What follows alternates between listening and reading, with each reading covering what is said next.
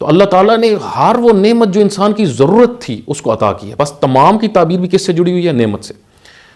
تمام منن والا، اور تمام کی تمام منتیں اللہ تعالیٰ کی، یعنی سارے احسانات اللہ کے جو پے در پے ہیں، والا یعنی مسلسل ہیں، نہ رکنے والے ہیں. ایسا نہیں کہ زندگی کے ایک مرحلے میں ہیں دوسرے مرحلے میں نہیں ہے، پیدائش کے وقت ہیں بعد میں نہیں ہے، بڑھاپے میں نہیں ہے، نہ ہر زندگی کے مرحلے میں اللہ تعالیٰ کی نعمتیں ہی نعمتیں. وہ تمام منن والا.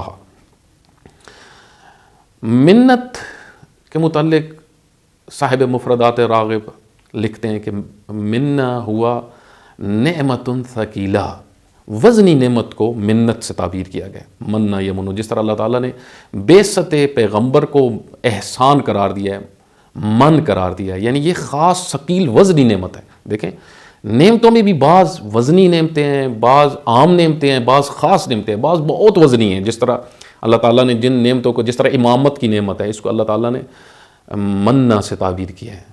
نرید ان نمن علی الذین، نمن یہ نعمت خاص ہے.